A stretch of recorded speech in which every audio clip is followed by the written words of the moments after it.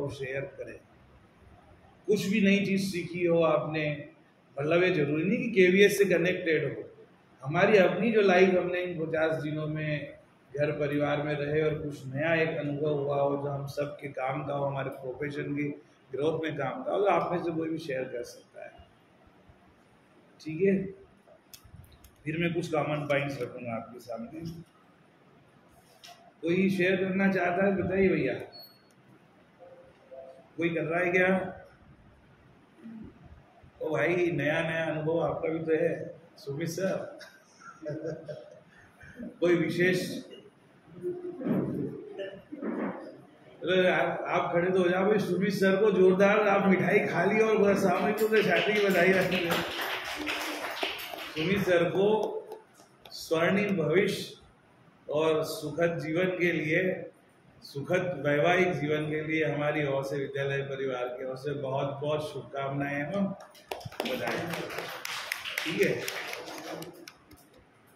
तो फिर कोई विशेष कोई ऐसी कोई अनुभव आप बांटना चाहें तो बांट सकते हैं।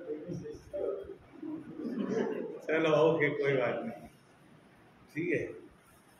सुमित सर का जो पिछले साल का तो योगदान डेफिनेटली यादगार है, बच्चे अभी भी याद करते हैं। अभी हमारे एक्चुअल में मैथ्स टीचर की कमी रही, बहुत अच्छा एक योग्य मैथ्स टीचर हमको इंटरव्यू में मिले था, पीजीटी मैथ्स विदिशा का व्यक्ति था। मैंने उसे 1 अप्रैल को 31 मार्च को अपॉइंटमेंट लेटर दिया, तो उसने बोला सर मैं 19 मार्च तक आ पाऊंगा, यहाँ बहुत काम है और लॉकडाउन भी है। अप्रैल में ही बोला था, फिर वो 19 अप्रैल तक नहीं आया, तो 2-4 क्लासेस सेकंड नंबर पे जो था उसने बैरागी ने ली। फिर मैंने उससे कांटेक्ट किया तो पता चला उसकी माता या पिता में से कोई एक्सपायर हो गए। तो बोले सर अब मेरा आना पॉसिबल नहीं है, मैं तो यहीं कहीं जॉब देखूँगा। तब विवश होकर हमको फिर बैरागी को बुलाना ही पड़ा। और बैरागी के घर भी उसकी सिस्टर की शादी है 1 जुलाई को, तो वो भी ऑनलाइन क्लास ही ले पा रहा है, फिजिकली टाइम नहीं दे पा रहा है। ऐसी सिचुएशन में मेरे बहुत सारे टीचर्स बच्चों ने मुझसे संपर्क करा कि सर सुमित सर अगर हमारी क्लास ले सके तो बहुत अच्छा रहेगा, जब तक कोई अलग अरेंजमेंट ना हो, है ना। तो हमारी रिक्वेस्ट है अगर सुमित सर आप कुछ ही कक्षाएँ अगर बच्चों की 12 की ले सको तो बहुत अच्छा रहेगा, है ना। और फिर आप अपनी प्राइमरी क्लासेस कम कर सकते हैं या जैसे भी चाहे एडजस्ट कर सकते हैं। फिर कोई आ जाएगा रेगुलर या अच्छा है, जो भी कॉन्ट्रेक्चुअल भी आ जाए तो फिर हम आपको मुक्त कर देंगे। लेकिन जो एक बार स्वाद आपने बच्चों को चखा दिया है ना उसका मैथमेटिक्स पढ़ाने का, तो वो बच्चे अभी तक उसको भूले नहीं है ना। तो ऐसे में आप सोचें कि आप क्या कर सकते हैं बच्चों के लिए। चलिए ठीक है, तो ये जो चीज़ें थी अभी मैथ्स की समस्या थी तो मैंने बता दी आपके साथ शेयर की। ऐसे ही इकोनॉमिक्स की समस्या है। इकोनॉमिक्स में रानी शर्मा मैडम जो पढ़ा रही थी, तो मैंने देखा कि भाई आपको अगर 27,000 28,000 सैलरी कॉन्ट्रेक्चुअल में देते हैं तो लेसन प्लान बनाना पड़ेगा, क्वेश्चन बैंक बनाना पड़ेगी, क्लास टेस्ट भी लेना पड़ेगा। उन्होंने कोई रिकॉर्ड बनाए नहीं, कुछ विशेष किया नहीं 2-3 महीने में, और वो चाहती है तुरंत जॉब भी मिले और सैलरी भी जमा हो जाए। तो क्योंकि आप ये सब करके बताइए, बच्चों का अगर डिमांड आएगी तो हम आप ही को बुलाएंगे। 3 लोगों को हमने सिलेक्ट किया, उनके वीडियोस भी शेयर किए, लेकिन वो भी जो जिनका बीएड है, एमए है, बच्चे उनको बिल्कुल पसंद नहीं कर रहे हैं। फिर हमारे संज्ञान में ऐसे 2 टीचर आए जो यहाँ इकोनॉमिक्स का प्रैक्टिकल लेने आई थी, वर्षा विजयवर्गीय।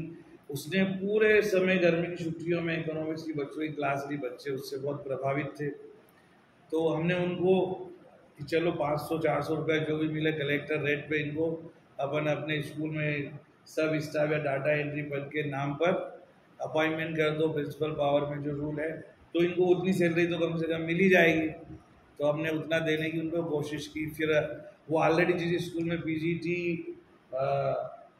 कॉमर्स है वहाँ उसको वापस बुला लिया गया, तो चली गई। फिर एक नया हमारे संपर्क में आया पीयूष विजयवर्गीय, क्या पीयूष नाम है, बड़ा सरनेम ध्यान नहीं है।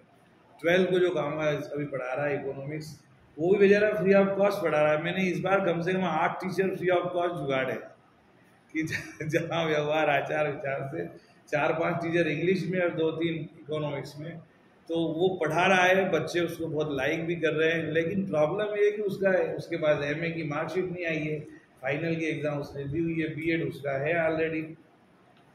तो इस तरह की समस्याओं से हमारा विद्यालय जूझ रहा है। इसमें कोई भी टीचर्स अगर आगे आकर के बच्चों के लिए काम करेगा तो डेफिनेटली वो हमारे लिए बहुत ही लाभदायक होगा। ठीक है, कुछ कॉमन पॉइंट्स पर मैं डिस्कशन कर रहा हूँ। सबसे पहला पॉइंट तो ये कि हमने हमेशा स्कूल की जो मीटिंग होती है इसके मिनट्स लिखने के लिए 2 लोगों को 3 लोगों को जो भी ड्यूटीज़ दी थी। देखो, स्कूल की या किसी भी प्रकार के स्टाफ मीटिंग के मिनट्स लिखने के लिए ये नहीं होता है। हमारे यहाँ कुछ 3-4 गिनती के ऐसे शिक्षक के 4 से जिनको कोई भी काम दो तो वो बात नहीं करेंगे, काम कर देंगे और उस काम की क्या क्वालिटी है, उसमें क्या सुधार चाहिए, इसका भी डिस्कशन नहीं करेंगे और सीधा मेल कर देंगे और बाद में बोलेंगे कि हमने तो मेल कर दिया। ये न तो तरीका है, न ये कोई कन्विंसिंग मैनर में काम करने का जो सिस्टम। अब किसी को कोई भी चाहे मिनट्स और मीटिंग का ही काम दिया है तो भाई आप आइए, डिस्कस कीजिए, कौन कौन से पॉइंट आपने बनाए, कौन से छूट गए, उसको बात करके फाइनल कीजिए। हिंदी में तो मैं खुद ही टाइप करवा देता हूँ आधे से ज़्यादा। इंग्लिश में ही मुझे थोड़ी प्रॉब्लम है। इंग्लिश मैंने सीखने की बहुत कोशिश की पूरी गर्मी की छुट्टियों में, लेकिन मैं वो स्पोकन वाला जो पार्ट है उसको बच्चों के साथ में तो बोल लेता हूँ, ऐसे अकेले में गुनगुना लेता हूँ, लेकिन जो एक वो कहते थोड़ा सा हेजिटेशन कहीं ना कहीं रहता है। और फॉर्मेशन ऑफ सेंटेंस और ग्रामेटिकल मिस्टेक भी रिटर्न वर्क जब करना है तो ये प्रॉब्लम आती है कहीं। उसके लिए हमारे यहाँ गौरव सर से अधिक उपयुक्त तो और कोई हो नहीं सकता। तो आप लोगों को तो स्पेशली ज़्यादा उत्साहपूर्वक ये काम करना चाहिए। आप आओ, डिस्कशन करो और 2-3 दिन के अंदर कंप्लीट करो, और पिछला जो काम इनकम्प्लीट है उसे भी हम कंप्लीट करें, ठीक है ना। तो ये तो केवल ये एक काम की नहीं है, ऐसे बहुत सारे कार्यालय आदेश निकलते हैं, सूचना निकलती है, तो सभी टीचर्स की ये उसमें ड्यूटी होती है कि आप विद इन टाइम लिमिट अपना काम टाइम से कंप्लीट करें। बात तो करें, अगर आपने नहीं किया है, कोई परेशानी है तो बात करें, किसी और को साथ में जोड़ना है तो जोड़ सकते हैं, उस चीज़ को हटाना है तो हटा सकते हैं। लेकिन हमारे कुछ तो ऐसे टीचर्स है कि कोई काम बड़ा इम्पोर्टेंट है स्कूल का और छूट गया तो वो याद दिला के कंप्लीट करवाते हैं, वो खुद ही आगे लेके इनिशिएटिव करते हैं। और कुछ ऐसे होते हैं कि वो चाहते हैं कि प्रिंसिपल को याद ही नहीं आए कि मुझे ये काम करना है, मुझे कार्यालय आदेश दिया है।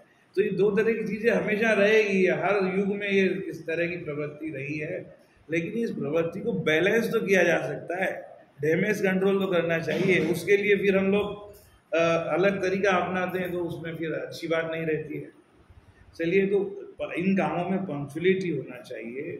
स्कूल में ज़्यादातर मैक्सिमम टीचर्स हमारे बिल्कुल टाइम लिमिट में स्कूल में आते हैं, जाते हैं।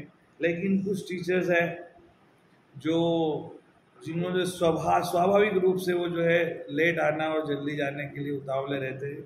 तो आप दोनों चीज़ें देखिए, स्कूल में काम है तो 1 घंटा भी रुकना पड़ सकता है, 2 घंटा भी रुकना पड़ सकता है। काम नहीं है तो आप मुझसे बोल के आधा घंटा पहले भी जा सकते हैं। मैंने कई बार 2-2 घंटा पहले भी छोड़ा है, कई बार अपनी बात बता के आप जा सकते हैं। तो जिस दिन रुकना पड़े, अगर हम साल में 10 बार अगर हम जल्दी चले गए 1-1 घंटा और 2 बार 1-2 घंटा में रुकने की ज़रूरत पड़ी, तो उसमें कोई नहीं, ये तो अपना काम है, पर्सनल काम है, इसको अपना व्यक्तिगत काम समझ करके, जिम्मेदारी समझ करके करना चाहिए। दूसरी ये, आप जब कभी भी आपको कहीं भी छुट्टी पे जाना हो, आप ओरल बोले या रिटर्न बोले, लेकिन आप प्रॉपर तरीके से कौन सी छुट्टी चाहिए, आपकी कौन सी छुट्टी बाकी है, EOL चाहिए या जो भी आपको छुट्टी चाहिए, उस छुट्टी का प्रकार कई बार टीचर्स लिखते नहीं हैं। कई दिनों तक छुट्टी की एप्लीकेशन सबमिट नहीं करते हैं। बाद में होता है कि पिछले ऑडिट में 10 से 15 ऐसे टीचर्स थे जिनकी छुट्टी पे फिर हम एल लगा के छोड़ देते हैं, सैलरी भी नहीं काटी, एल लगा के छोड़ दिया। अब उसको छुट्टी कौन सी देना है? जब तक प्रॉपर प्रोफार्मे में छुट्टी का आप उल्लेख नहीं करेंगे तब तक हम उसको सेंशन कैसे करेंगे? ऐसे तो सेंशन हो गई, पैसा भी मिल गया, सब कुछ हो गया, लेकिन मान लो EL है, CL है, कितनी बाकी, आपके पास काउंटिंग होना चाहिए। 8 CL की तो आप बहुत अच्छे से काउंटिंग रखते हैं, EL की, HPL की भी रखिए। 1 जनवरी 2019 से HPL देना खत्म हो गया है, उससे EL क्रेडिट हो रही है आपकी हर 6 महीने में 5 बार, यानी 1 साल की 10। पहले HPL होती थी 1 साल की 20 होती थी। और आपको अगर बीमारी की वजह से HPL ले रहे हैं तो आप कम्यूटेड लीव लिखेंगे तो डबल HPL कट के सैलरी पूरी मिलेगी। और अगर आप आधी सैलरी कटवाना चाहते हैं तो आप वो पर्सनल रीजन पे भी ले सकते हैं, ठीक है ना। तो उसमें आप HPL अर्ध वेतन अवकाश का ही उल्लेख होता है। अब बहुत सारों ने पहले HPL का लिख करके एंट्री करवा ली और बाद में फिर मेडिकल लगा के सैलरी मिल गई। यहाँ पे एंट्री में HPL लिखा हुआ है तो उसमें कई बार कन्फ्यूजन हो जाता है। तो आप अवकाश नियमों का यथावत पालन करें। वैसे तो हमारे एजुकेशन कोड, अकाउंट कोड में इसका संकेत है ही, फिर भी आप जो लीव रूल्स है वो 1972 के हमारे ऊपर लागू होते हैं। तो उन 1972 जो लीव रूल्स है उसके में बहुत सारे यूट्यूब पे वीडियो बने हैं, आपको थोड़ा बहुत तो झलक मिल ही जाएगी 10-20 मिनट का देखने से। और मेरा आप सब लोगों से रिक्वेस्ट है कि आप एजुकेशन कोड, अकाउंट कोड के चाहे 2 पेज 4 पेज पढ़े, पर प्लीज एवरी डे पढ़िए। एजुकेशन कोड पढ़िए, अकाउंट कोड पढ़िए। आपको जितने ज़्यादा रूल्स मालूम होंगे, जितने ज़्यादा आपको सर्कुलर्स के बारे में जानकारी होगी, उतनी ही ज़्यादा आपको प्राचार्य के प्रति या संस्था के प्रति, हायर अथॉरिटी के प्रति आपकी नज़दीकी होगी, विश्वास बढ़ेगा, ट्रस्ट बढ़ेगा कि कोई डिसीजन अथॉरिटी ने लिया है तो क्यों लिया है, क्योंकि आप रूल जान जाएंगे कि उनकी ये मजबूरी हो सकती है, ठीक है ना। हम हमेशा रूल्स ध्यान नहीं रखते और दूसरों पे डिपेंड करते हैं कि यही जानकार है, ये बताएगा। अरे हम सब कुछ जान सकते हैं, जो CTET एग्ज़ाम क्लियर करके आ सकते हैं, D.Ed B.Ed कर सकते हैं, सारी कंपटीशन में मेरिट में आ सकते हैं। रूल पढ़ना कौन सी बड़ी बात है, लेकिन हम इसको अवॉइड करते हैं। हमें हर तरह के एकेडमिक्स, अकाउंट्स रिलेटेड सारे रूल्स रेगुलेशन पढ़ना चाहिए। और मैं तो समय समय पे बताता ही रहता हूँ इन चीज़ों को, तो इनका आप स्पेशली ध्यान दें। दूसरा एक है कि ये पिछले साल बहुत ये चला, इस बार आप इसका ध्यान दें कि मैंने लास्ट ईयर मीटिंग्स में तुम्हें बताता ही हूँ, पिछली बार मैंने पर्सनली लेटर भी इश्यूज़ किए थे कि हम हमारी संस्था में, हमारे ग्रुप के बीच कोई भी कार्यालय आदेश, निर्देश, सूचना जारी करते हैं तो वो हमारे यहाँ की लोकल कंडीशन और सिचुएशन पे डिपेंड होता है। वो दिल्ली के स्कूल में क्या हो रहा है उसमें और हमारे यहाँ की परिस्थिति में बहुत अंतर है। तो हमने कोई ऑफिस आर्डर यहाँ क्यों निकाला, वो यहाँ की सिचुएशन है, उसका एक्सप्लेनेशन मेरे अलावा कोई दूसरा दे नहीं सकता। लेकिन हमारे यहाँ के डॉक्यूमेंट्स को AIKVTA में और पता नहीं कितने दिल्ली के टीचर्स के ग्रुप में जो कई जगह घूमता है, यहाँ दिया और वहाँ हो रहा है। तो मैंने पर्सनली बात की है, मैंने कलेक्टर साहब से बात की है, SP साहब से बात की है कि हमारे टीचर्स बहुत अच्छे हैं, लेकिन पता नहीं कोई ना कोई एलिमेंट ऐसा है कि हम कुछ लेटर ईमेल पे भी डालते हैं तो वो ईमेल का लेटर भी कहीं तुरंत दूसरे दिन कहाँ पहुँच जाता है। तो ऐसा कैसे हो सकता है कि जब हमने लेटर किसी को फिजिकली दिया ही नहीं, व्हाट्सएप पे डाला ही नहीं, लेटर केवल पर्सनली ईमेल किया है, ये नाम है, ये इनका ईमेल है, इनके फ़ोन नंबर है, फिर वो लेटर कैसे पहुँच गया।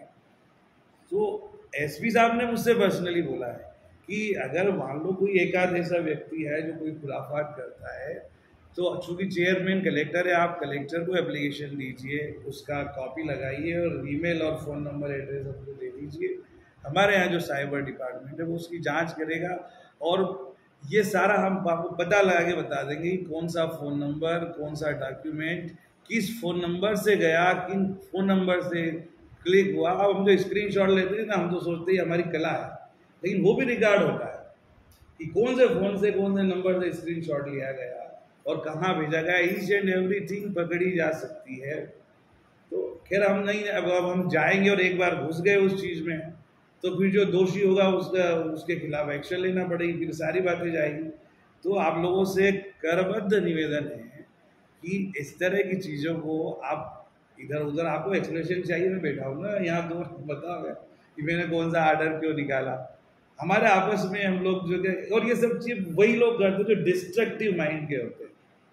जो कंस्ट्रक्टिव वे में काम करना चाहता है, जो काम करेगा, अपने काम को एंजॉय करेगा, तो कोई भी व्यक्ति होगा उसको अप्रिशिएट करेगा। असहमति हो सकती है, मतभेद हो सकते हैं, लेकिन ऐसी चीज़ें करने से मनभेद भी होते हैं, तो हम उस लेवल तक जाए ही नहीं। ठीक है, मनभेद तो होना ही नहीं चाहिए किसी भी सिचुएशन में। तो इस तरह से आप कोई भी डॉक्यूमेंट्स, कोई भी फोटो क्लिप भेजना ही नहीं। कई बार कई लोग उस चीज़ का गलत उपयोग करते हैं, फेसबुक पे डाल देते हैं। हमारे यहाँ के कुछ जो है, मैं तो कई बार स्टूडेंट को ही बोलता हूँ, मैं इसलिए मना किया कि हमारे कई स्टूडेंट छुट्टियों में आते हैं, सिविल यूनिफॉर्म में आते हैं, और वो गार्ड को मजबूर करते हैं हमको अंदर जाने दो, हमारा स्कूल, हम यहाँ पढ़ते हैं, हम यहाँ के जो है ये फैमिली मेम्बर को लाए घुमा के बताए। मैंने एक को भी अंदर नहीं घुसने दिया। वो क्या फिर यहाँ के फोटोज खींचते हैं, फिर फेसबुक पे डालते हैं, पता नहीं कहाँ से कहाँ रामायण चली जाती है। तो इस चीज़ को हम ध्यान रखें। आपको किसी भी प्रकार की कोई भी तकलीफ है, आप हमसे बात कर सकते हैं। तो ये चीज़ है। दूसरा, आप लोगों में से बहुत सारे हमारे साथी प्रोबेशन पीरियड में हैं, तो आप प्रोबेशन पीरियड के रूल्स रेगुलेशंस आपको अच्छी तरह मालूम होना चाहिए। एक प्रकार का जो कार्य और व्यवहार एक परमानेंट टीचर या 10 साल 20 साल का सीनियर जो हमारे साथ पत्राचार कर सकता है, जिस तरीके से वो बात कर सकता है, जिस तरह से वो अपने ग्रीवियंस हमारे सामने रख सकता है, प्रोबेशन पीरियड वाले व्यक्ति उस तरह से नहीं कर सकता। ठीक है, अगर एक रेगुलर टीचर्स प्रिंसिपल को बिना बताए 4 दिन एब्सेंट भी रहेगा तो उसके लिए अलग रूल है। परमानेंट एम्प्लॉय के लिए जो 81D धारा है उसका अलग रूल है। लेकिन कॉन्ट्रेक्चुअल टीचर्स बिना अनुमति 4 दिन 5 दिन अगर एब्सेंट रहेगा, हमने मान लिया तो ठीक है, लेकिन उसके लिए तो उसके सर्विस कंडीशन का कोई रूल लागू ही नहीं होता है, क्योंकि वो टेम्परेरी एम्प्लॉय है, परमानेंट एम्प्लॉय नहीं है। ऐसे कई केसेस है KVS में जिसमें प्रोबेशन पीरियड में कई एम्प्लॉयज टर्मिनेट भी हुए हैं, प्रोबेशन भी बढ़ा है, और उनको कई वजह से जो है KVS छोड़ना पड़ा है। तो आप जब भी आप बात करें, आप अपना व्यवहार करें किसी भी अथॉरिटी के आपस में, कलीग के साथ भी, वहाँ भी एक डिस्टेंस जो है वो मेंटेन होना चाहिए, क्योंकि सबका कैडर अलग अलग है। तो इस चीज़ों में आपको पर्सनली ध्यान रखना है। मुझे तो आश्चर्य तब होता है कि मैंने किसी PGT के साथ कोई व्यवहार किया, अब वो अच्छा है बुरा है, वो PGT रेगुलर है, इतने साल का एक्सपीरियंस है, वो मुझसे बात करे। अब PGT ने वो बात किसी कॉन्टेक्चुअल टीचर से शेयर की, कॉन्टेक्चुअल टीचर भड़क गया। PGT ने वो प्रोबेशन पीरियड वाले नए टीचर से वो बात शेयर की, वो भड़क गया। वो मेरे से प्रश्न करता है कि आपने फलाने व्यक्ति को फलाना मेमो क्यों दिया। आप बताइए, जिसकी अभी नौकरी परमानेंट नहीं हुई, टेम्परेरी है, वो उसको इतनी भी धैर्य नहीं है, और वो जो बात PGT को अपने साथ बॉस के साथ रखना चाहिए, उस बात को वो रख रहा है। मजे की बात यह है। तो आप बताइए कि इसमें प्राचार्य अगर आपके साथ सहानुभूति और समानुभूति पूर्वक, सिंपैथी और इम्पैथी पूर्वक कोई आपके भले में कोई कदम उठाना चाहेगा भी तो कैसे उठाएगा कि यार ये क्या चल रहा है स्कूल में। और ये प्रोबेशन पीरियड में जो लोग हैं या जिनको अभी तक परमानेंट का नहीं मिला और मिल भी गया है, तो भी उनको ये सोचना चाहिए कि मेरी सिचुएशन क्या है, मेरा दायित्व क्या है, और मैं कौन से रूल्स और रेगुलेशन के तहत ये बात कह रहा हूं। और ये भी सोचे कि अगर इसमें प्रिंसिपल ने कहीं गलत रिमार्क मेरी प्रोबेशन रिपोर्ट में लिख दिया,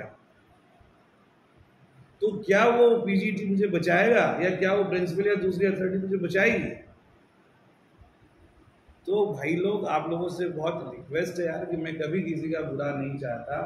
मेरी कोई तकलीफ होती है तो मैं आपके सामने प्रकट जरूर करता हूँ, लेकिन हम लोग इस तरह की चीज़ें ना करें जिससे कि हमारा रिकॉर्ड खराब हो और चीज़ें और निगेटिविटी बढ़ती हो। हम जितना पॉजिटिव वे में काम हो सके वो करना चाहिए। दूसरा, ये डेली डायरी और टीचर्स डायरी वाली ये बात है, स्पेशली डेली डायरी जो हमारे स्कूल के ईच एंड एवरी एम्प्लॉय को फिलअप करना है। मैंने तो यहाँ तक कि सब स्टाफ को भी बोला है, ये भी करते हैं। ऑफिस में स्टाफ में यास्मीन मैडम से लेके जो दूसरे लोग हैं वो भी कर रहे हैं, मैं भी करता हूँ।